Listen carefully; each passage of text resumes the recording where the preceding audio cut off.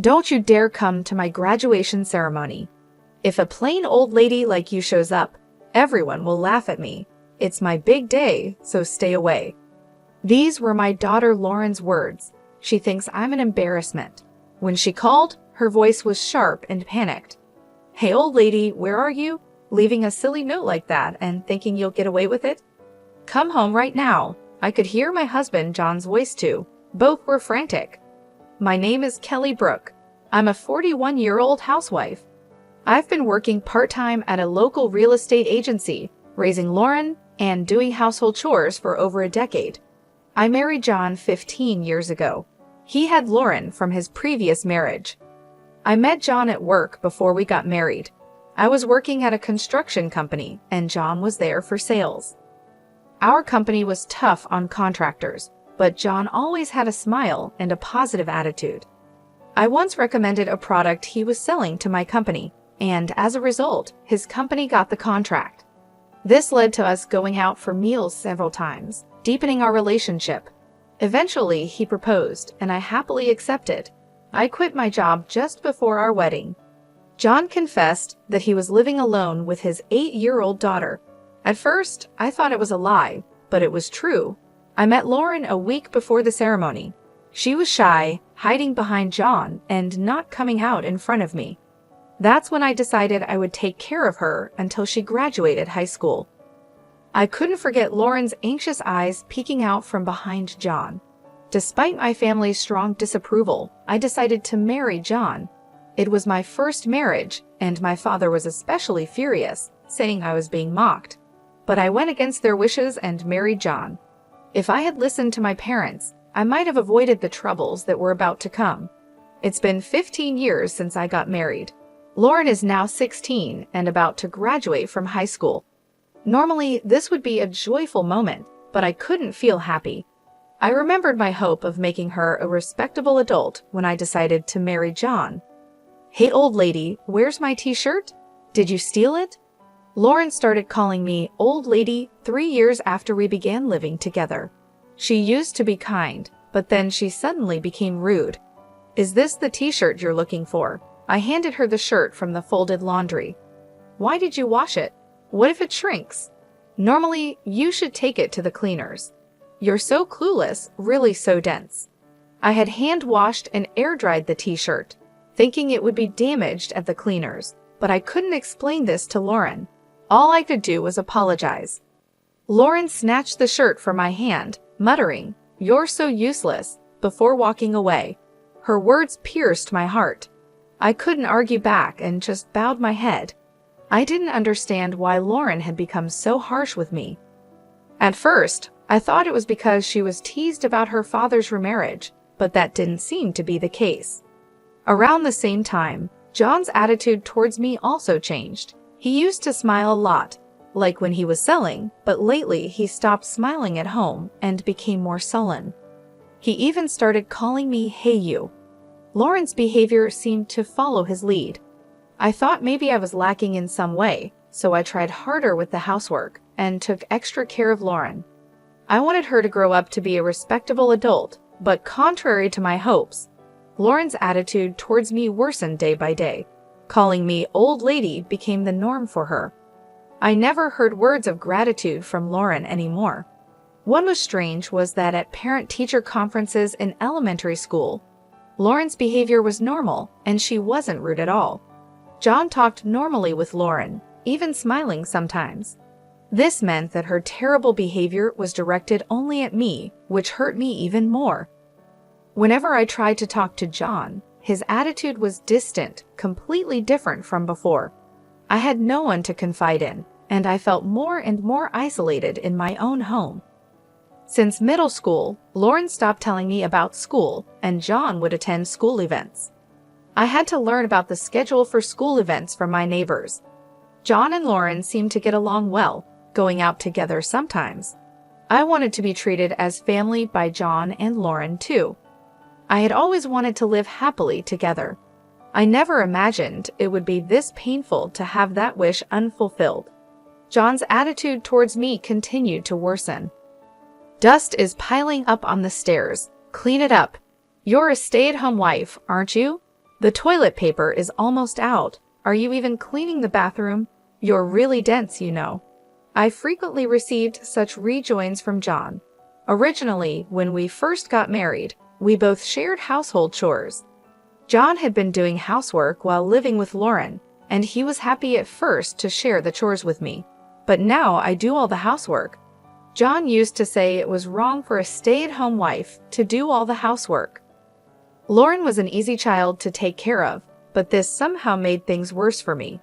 When I tried talking to John, he just dismissed it as my lack of effort. In the end, everything was my fault. The more I tried talking to John, the heavier my heart felt. He would nitpick my housekeeping, constantly criticizing me. You can't even clean properly. No improvement after all these years. Do you lack learning ability? John looked down on me with disdain. All I could do was apologize. I'm sorry. I'll try harder. Please forgive me. John sighed dramatically, as if exasperated. Even if you try hard, you won't be able to do it. That's why you get scolded. Always saying you'll do it. But have you ever? John's words kept chipping away at my heart as time passed. I was worn out, and Lauren turned 19. I was curious about her plans after graduation, but she wouldn't tell me, and neither would John. By then, I had stopped talking to John and Lauren unless it was absolutely necessary. One day, I overheard Lauren and John discussing her future. I didn't mean to eavesdrop, but I wanted to know, so I listened. I got it. I could go to college on a recommendation, and I even got a scholarship. Thanks, Dad. Thank you. I could hear the joy in Lauren's voice. She never spoke to me like that. Good for you. It's the result of your efforts. All the housework we dumped on that dense housekeeper was worth it. Were they referring to me as the housekeeper? Yeah, she was a good outlet for stress. I heard their mocking laughter. Quietly, I left and locked myself in the bathroom, the only place I could be alone. I crouched there, holding my head, and cried. To think that John and Lauren saw me in such a light. I had endured for the past 12 years, being Lauren's mother and John's wife, even when my heart felt like it was breaking. I forced myself to keep going, even when I felt at my limit. There were times I felt I couldn't get up, but I made myself do it. Making lunchboxes, preparing breakfast, doing laundry, and other housework. It hurt to even lie down, but if I did that, I feared I would never be needed by John and Lauren again. Driven by this fear, I continued to live in exhaustion. Honestly, I don't remember much about this period. One day, after shopping, a neighbor told me something shocking. Tomorrow was Lauren's high school graduation. I couldn't admit I didn't know, so I just smiled vaguely and left. As soon as I got home, I collapsed onto the sofa. I had always thought about making Lauren a respectable adult.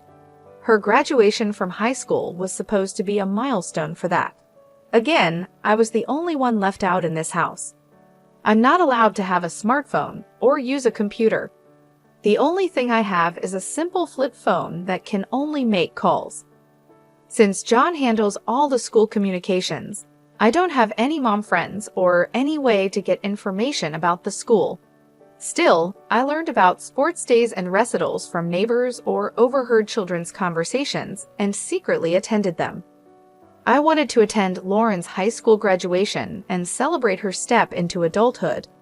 While I was crying on the sofa, Lauren came home from school. Old lady, why are you loafing around? You're so gloomy you'd make the whole house dark. Can't you do something about it? Lauren glared at me. If she had told me the date of the graduation, I wouldn't have felt this way. For the first time, I felt anger rising from the depths of my heart. So the graduation is tomorrow.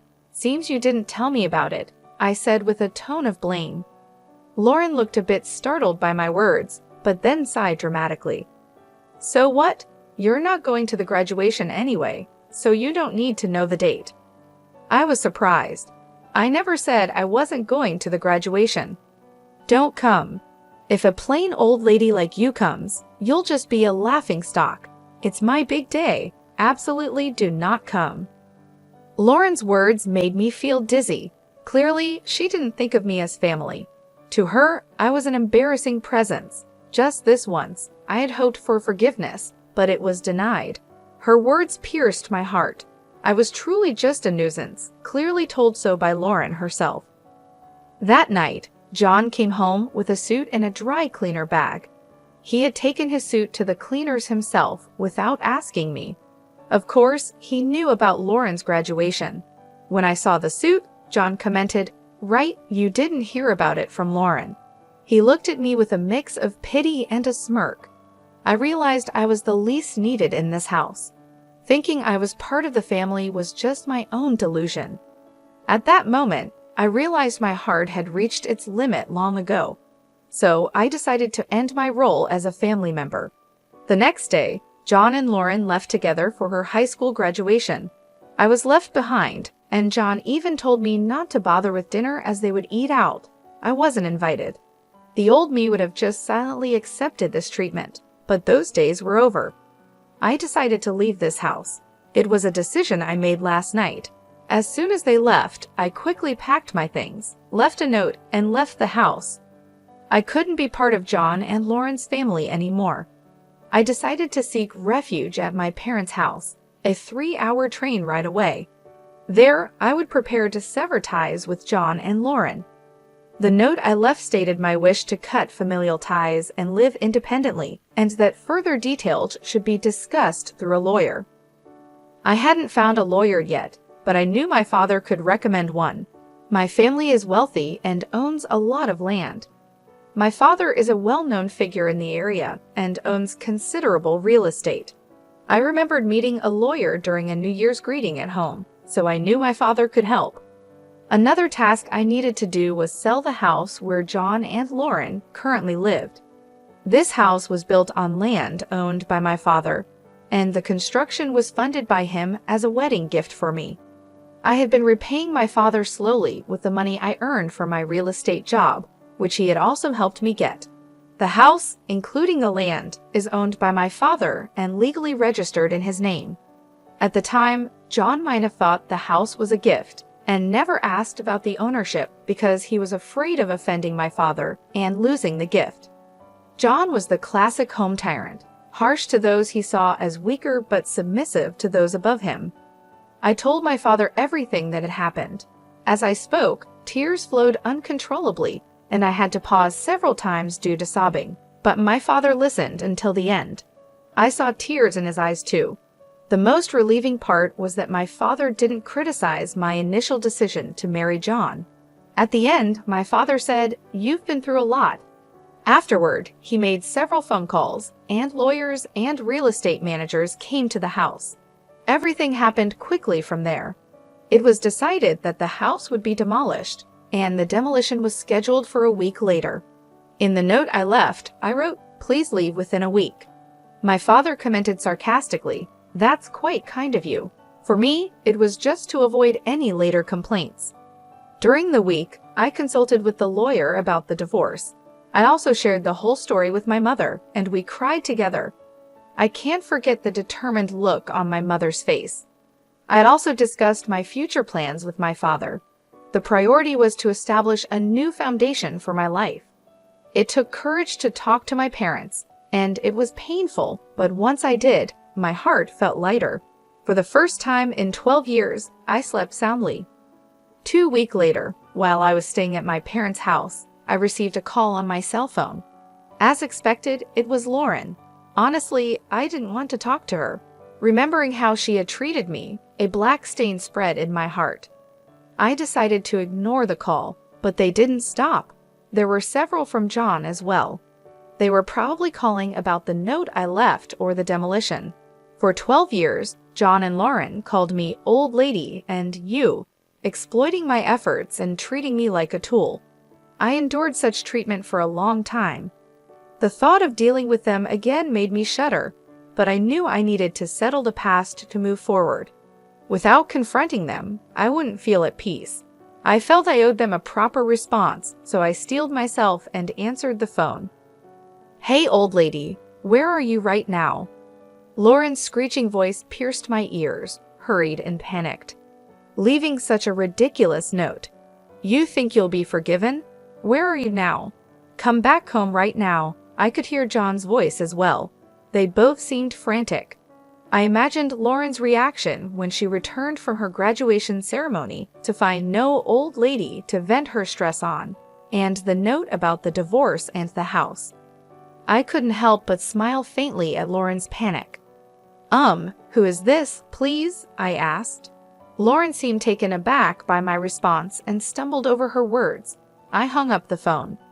Afterward, I called the real estate management company to confirm when the demolition would start. It was scheduled for tomorrow as planned, and John had already been informed.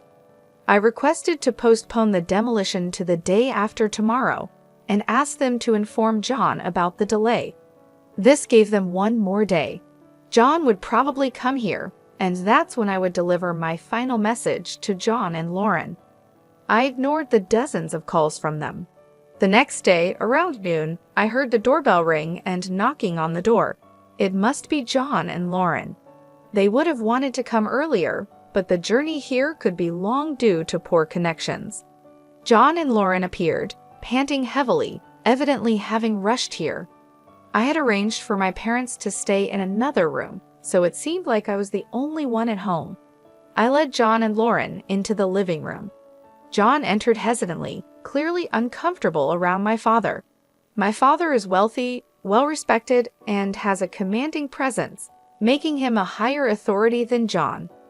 On the other hand, Lauren didn't seem intimidated at all. She appeared determined to overpower me and bring me back home. Lauren plopped down on a chair in the living room, crossing her legs and silently gesturing for me to sit opposite her. I took my time preparing tea, moving leisurely before finally sitting across from her. Growing impatient, Lauren addressed me. "What's the meaning of all this?" John, sitting next to her, placed the note I had left on the table. I didn't react and just met Lauren's gaze silently. She was the first to look away, attempting to dispel the awkwardness with a laugh. "What was that 'who is this' act yesterday? Pretty poor performance." I continued to stare at Lauren silently. She became visibly uncomfortable, shifting in her seat. "Look, it's no use. A dumb old lady like you can't survive without us. You're nothing but trash." I almost reacted to her harsh words, but restrained myself, noticing the tremble in her voice. Lauren was clearly bluffing. John had been silent, just watching how things unfolded. "Stop being stubborn and come back home," Lauren said, trying to confuse and coax me back with her cruel words. As Lauren became more agitated, I responded calmly, "I don't have a family, do I?" "Oh, I have parents, but you two are not my family, are you?" Lauren, clearly out of her element, raised her voice. "What are you saying? Dad and I are your family, right?" "Right, Dad?" Lauren, feeling at a disadvantage alone, sought support from John. John looked around nervously, and, once he confirmed they were alone, turned to me with newfound bravado. "That's right. You can't live without us, just like Lauren says." "So you're coming back," John said, getting bossy all of a sudden when he noticed my parents were nowhere to be seen. Looking back on it now, what a small-spirited man he is. "Like I said, I have no family," I replied firmly. No matter what John and Lauren said, I would continue to treat them as strangers. They were not my family. If they were, they wouldn't have treated me like a slave. A true family supports and helps each other, especially when someone is in trouble. But John and Lauren were different. For 12 years, they treated me like a servant, a vent for their stress. They insisted this was normal, oblivious to how wrong and cruel it was, unconsciously oppressing me. I marvel at how I endured it for 12 years, almost impressed with myself. It started when I saw Lauren peeking out from behind John's back. I had promised myself to raise her to be a decent adult. I endured and served them for this promise, at least until Lauren graduated high school. I had decided that Lauren's high school graduation and her moving on would John the end of our relationship. I had held a faint hope that if John and Lauren changed their ways and improved their attitudes towards me by the time of her graduation, I would continue with them as a family. But they betrayed my expectations, leading to this situation. Everything was decided the day before the graduation ceremony, so now I confront them with the appropriate attitude. John and Lauren are no longer my family, and I will not treat them as such. Realizing the significance of my treating them as strangers, Lauren altered her approach. "We're family, aren't we, Mom? Stop this silly act, please," she said, switching from calling me old lady to Mom. Realizing her usual tactics wouldn't work, John swallowed hard and watched intently. "Even though you're not my birth mother, we've lived together all this time, so please listen to my request," Lauren pleaded, her previously defiant posture changing to one more pleading. "I have no obligation to respond to requests from someone who isn't family," I replied, keeping my composure and emotional distance. Tears appeared in Lauren's eyes as she looked at me desperately. "Please listen to me. The note you left, it's not true, right? You can't really be selling the house. It's not serious, right? Because you're part of our family." Lauren's use of the term "mom" made my skin crawl, especially since her main concern seemed to be the house. She was anxious about losing the house, not about losing me. No matter how much Lauren pleaded, my feelings remained unchanged. She lowered her face, apparently crying. "This is some kind of joke, right? You can't be serious," John said, upset by Lauren's tears, and turned his anger towards me. "What's with that note? Come back right now and stop the demolition." John spoke rapidly, driven by anger. "I can't do that. The decision has been made," I said in a restrained voice. "Do you think you can get away with doing this to your family?" John demanded. "That's why I've been saying we're not family," I replied. Neither John nor Lauren seemed willing to listen. "Please understand, we're not family." I wondered how many times I had to repeat the same thing. Suddenly, John stood up and slammed his fist on the table. "Don't joke with me." I was startled but managed not to react. "Who's joking? After not treating me as family for 12 years, you can't suddenly expect me to act like one. It's impossible." My voice was harsher than I intended. "I'm angry too, though I didn't show it." My anger was bubbling up inside me like magma about to erupt. John and Lauren's selfish actions were unforgivable. They trampled on my 12 years of suffering and efforts to be part of the family. I tried to become a family with John and Lauren, but they mocked and used me. They wouldn't understand how lonely and painful it was to be left out. I wished so many times to be treated like family, but my wish never came true. It took me 12 years to give up, despite my continuous efforts. As Lauren's mother, this is the outcome. A self-mocking smile appeared on my face. Seeing my dry smile, John and Lauren stared at me in shock. John seemed to lose his strength and slumped into the chair. These two, far from understanding my feelings, tried to use me until the very end. No matter how much I cared for them, they never cared for me. Even though I cherished them, they never cherished me. When they found themselves in trouble, they said things like, "We're family," but they never meant it. They just wanted to use me. It's just too convenient. I felt not just a headache, but even nausea. Why did I keep tolerating these people for 12 years? It's strange to think back on it, but there's no point in reflecting now. There's no future for the three of us together anymore. All I can do is make John and Lauren acknowledge their guilt and pay for it. I won't expect or trust anything from Lauren or John anymore. John stood up and apologized. "I'm really sorry. Please come back, I beg you." Even with his apology, it doesn't touch my heart at all. I won't extend a helping hand, and I definitely won't think about living together. "Just stop it. I'm no longer your family. I'm a stranger," I said. Lauren also began to apologize, following John. "I'm sorry. Please forgive me. We're family, so let's go home together." I was astounded by their self-serving talk. After treating me like a stranger for 12 years, now they want me back because we're family? That's too naive. It's just not happening. I couldn't stay calm anymore. My words flowed, driven by emotion. Harsh words escaped my lips, words I had held back out of consideration for John and Lauren. I don't want to hear any excuses. I can't trust any words.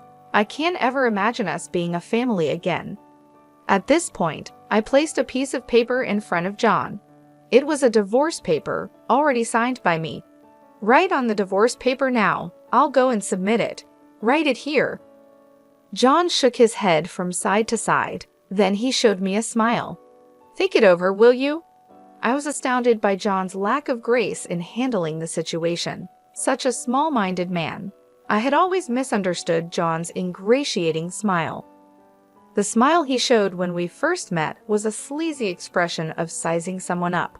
I mistook it for the smile of a kind person. It still makes me angry thinking about it. I stood up and called my parents from the back. My parents appeared in the living room. John's mouth was agape as if his jaw had fallen off. My father glared sharply at John, and my mother also had a stern look on her face. John shrunk back just from their gaze. I'm sorry for the trouble caused by Kelly's misdeed. I thought I heard it wrong. What misdeed of mine is John still trying to shift responsibility for? My father's eyebrows twitched, but he remained silent. Kelly, no, Miss Kelly left the house on her own. I was just trying to persuade her to come back. Right, Lauren? John was prompting Lauren to agree with his nonsense. Kelly's misdeed? Don't be ridiculous. My father's loud voice echoed through the house. The windows rattled. John and Lauren gasped and held their breath. My father stood in front of John, bent down to meet his gaze. How could you interpret Kelly's actions as selfish? You only think about yourself. You're such a small man. Then my father turned to Lauren. It seems you've done some terrible things too, going along with this man. What did you think of Kelly, fools? My father's loud voice echoed through the house. Lauren was trembling, perhaps terrified. My father stood up, glaring at the two of them in a commanding stance. Lauren, you've been causing problems at school too. I've looked into it. Through my father's connections, a detective agency investigated Lauren. It turned out she had been forcefully taking money from a girl at school. The victim was too scared to tell anyone, but my father had arranged to prepare a criminal complaint. Lauren, just like how she looked down on me, was doing the same at school. Lauren exclaimed, "That's a lie. Did she tell on me?"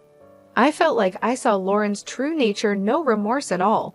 She was only thinking about getting through this situation. John, you too. You've been embezzling money from the company. This was also discovered through the detective agency's investigation. John had been faking business trips. I initiated this investigation to strengthen my divorce case, but it unearthed shocking facts about both of them. Why would you even? Is it her? John reacted the same as Lauren, with no remorse.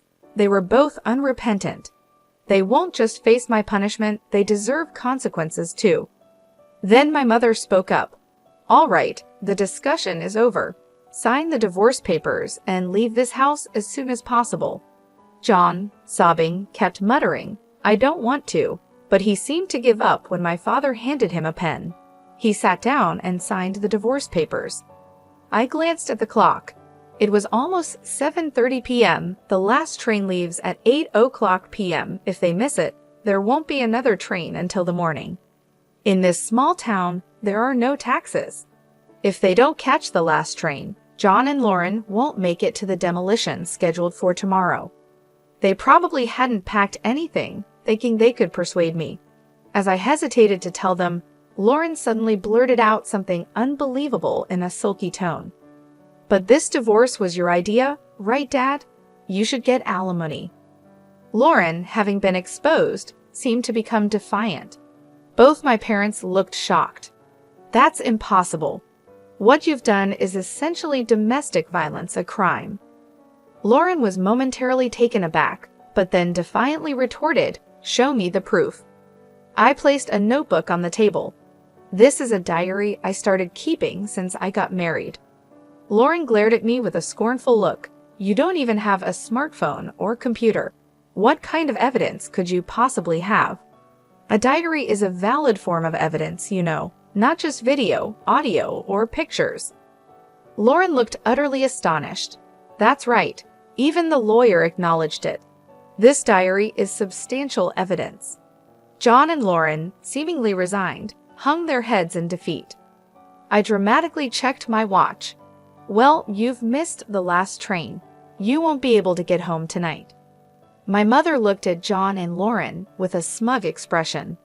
That's right, there are no taxis around here. I wonder if there's even a decent hotel nearby. All right, we're done here. Get out now. John and Lauren were hurried out of the house. From the second-floor balcony, I could see them rushing toward the station, probably shocked that the last train left so early. Watching their flustered figures, I felt the weight in my heart starting to lift. Some loose ends remained, but I felt a sense of closure. John and Lauren, having missed the last train, couldn't find a taxi and ended up walking for about an hour to find a hotel. When they got home the next day, the demolition was already underway, but they managed to salvage only their clothes. Unbeknownst to them, I had temporarily stored the furniture, appliances, and my belongings in a warehouse. Later, I received a report from my lawyer that the divorce, including the alimony claim, was finalized. John, initially reluctant to pay, complied after pressure was applied to his company. According to the detective agency, John was fired for embezzlement, and Lauren's scandal led to her expulsion from high school, ruining her chances for college. John, now jobless, could only afford to rent a small, old apartment far from the station. There he lives with Lauren, who dropped out of high school. Lauren blames everything on John, and he constantly criticizes her, leading to endless arguments, as reported by the detective agency. I had quit my part-time job at the real estate agency and was considering my next move when my father suggested I help with the family business. I took a job at his resort property management company. Living in a resort area is a big change from city life, but being surrounded by nature has been refreshing. I also got a dog, so I don't feel lonely living alone. For now, this dog is all the family I need. I plan to live a peaceful life, just me and my dog.